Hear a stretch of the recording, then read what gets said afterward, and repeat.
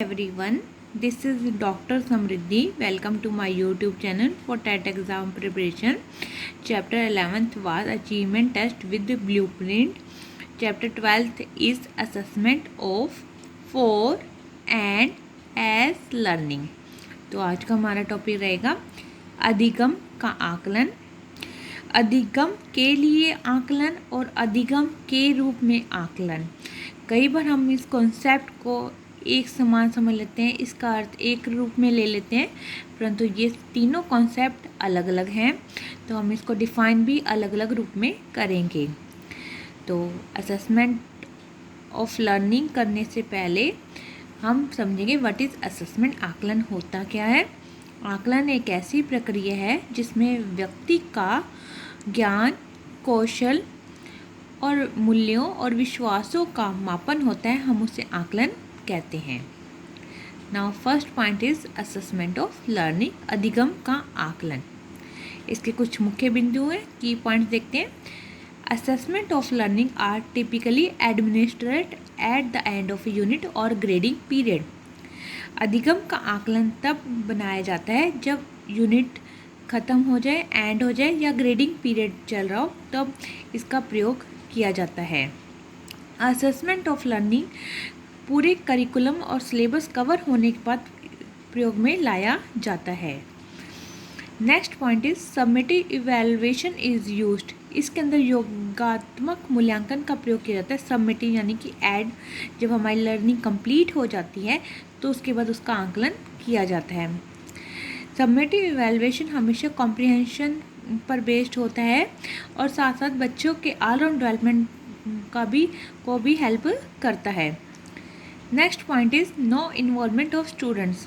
इसमें विद्यार्थियों की इन्वॉल्वमेंट नहीं होती है या ना के बराबर होती है। असेसमेंट ऑफ लर्निंग का नेक्स्ट पॉइंट है norm reference test and criterion reference test are used.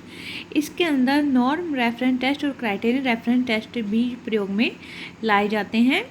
अगर आपने इनका मीनिंग जाना है तो आप मेरे लास्ट वीडियो के अंदर देख सकते हैं। इनको कहते हैं हिंदी में सामान्य संदर्भित परीक्षण और मानदंड संदर्भित परीक्षण। ये दोनों टेस्ट बच्चों की एबिलिटी और ग्रेड से रिलेटेड होते हैं। Next point is data collection for mark as a part of formal report.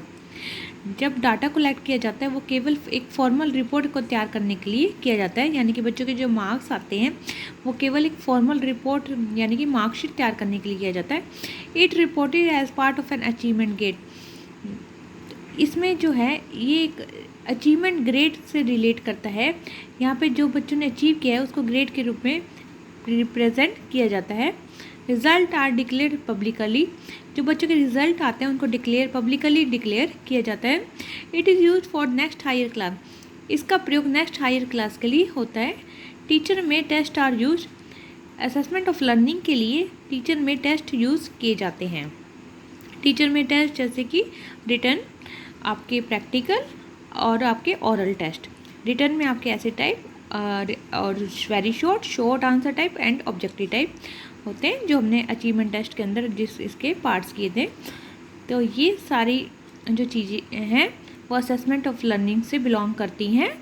और साथ साथ हम ये कंक्लूज़न निकाल सकते हैं कि जब करिकुलम पूरा हो जाता है, यानी कि जब बच्चे का अधिगम लर्निंग हो जाती है किसी क्लास के अंदर, तब ये असेसमेंट यानी कि आकलन का प्रयोग किया जाता है।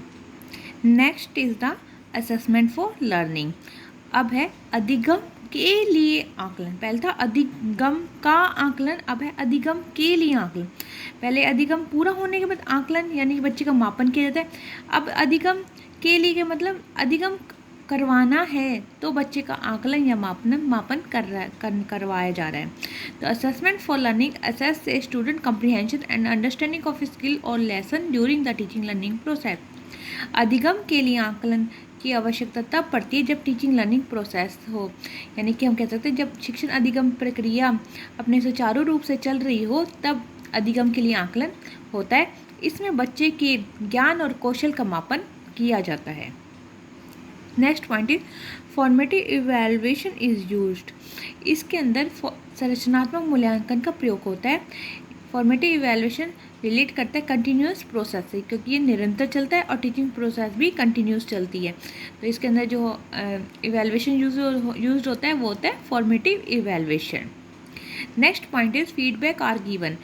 पृष्ठ पोषण जिसे हम कहते हैं, इसके अंदर बच्चों को फीडबैक भी साथ साथ दिया जाता है कि बच्चे कहाँ सही हैं, कहाँ पे गलत हैं। एम्फेसिस ऑन क्लासरूम इंटरेक्शन, यहाँ पे कक्षा अंतःक्रिया पर भी जोर दिया जाता है। एम्फेसिस ऑन क्लासरूम इंटरेक्शन, यानी कि इस क्लासरूम इंटरेक्शन के अंदर टीचर अपने स्टूडेंट्स के साथ, टीचर सभी स्टूडेंट्स के साथ और स्टूडेंट आपस में एक दूसरे स्टूडेंट के साथ भी इंटरेक्शन कर सकते हैं। Identifying particular learning needs of student, ये बच्चों की अधिगम आवश्यकताओं को पहचानने में मदद करता है। इन्वॉल्वमेंट ऑफ स्टूडेंट्स, इसमें जो स्टूडेंट्स का इन्वॉल्वमेंट है वो रहता है, जबकि असेसमेंट ऑफ लर्निंग में इन्वॉल्वमेंट नहीं था स्टूडेंट्स का, लेकिन असेसमेंट फॉर लर्निंग में इन्वॉल्वमेंट होता है स्टूडेंट्स का। Student performance compared with the previous performance, बच्चे की परफॉर्मेंस को उसकी ही प्रीवियस परफॉर्मेंस के साथ कंपेयर किया जाता है। Unit wise daily, weekly and periodical test are used, इसके अंदर unit wise, daily, weekly, periodical test भी प्रयोग में लाए जाते हैं। तो जब अधिगम चल रहा होता है उस सेशन के दौरान जब आकलन किया जाता है तो हम उसे असेसमेंट फॉर लर्निंग कहते हैं, यानी कि अधिगम के लिए आकलन। Next is assessment as learning, अधिगम के रूप में आकलन।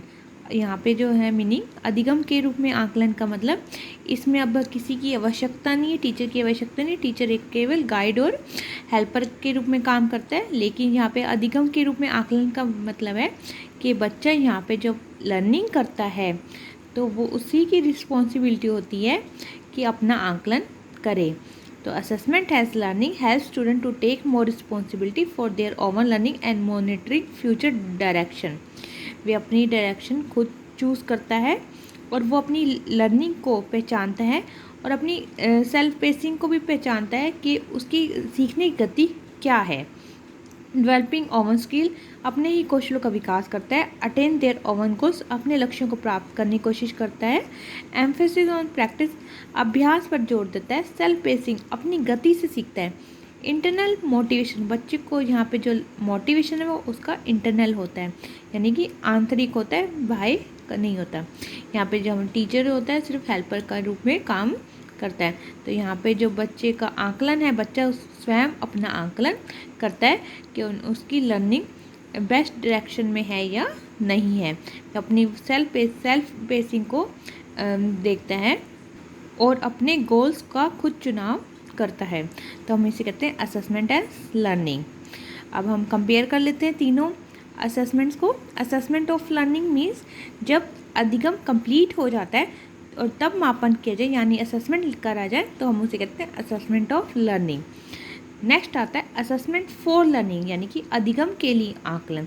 जब अधिगम चल रहा है उस सेशन के दौरान यदि बच्चों का मापन किया जाता है तो हम कहते हैं assessment for learning. Next is the assessment as learning, अधिगम के रूप में आकलन। जब बच्चा खुद स्वयं लर्निंग कर रहा होता है और अपनी ही सेल्फ पेसिंग के द्वारा आगे बढ़ता है और तब बच्चा अगर अपना मापन करता है, स्वयं मापन करता है, तो उसे कहते हैं assessment as learning. I hope आपको ये तीनों में डिफरेंस समझ में आ चुका होगा। तो अगर आपको मेरा वीडियो पसंद आए तो इसे लाइक, शेयर और सब्सक्राइब अवश्य कीजिए। Please like, share and subscribe. Thank you and good bye.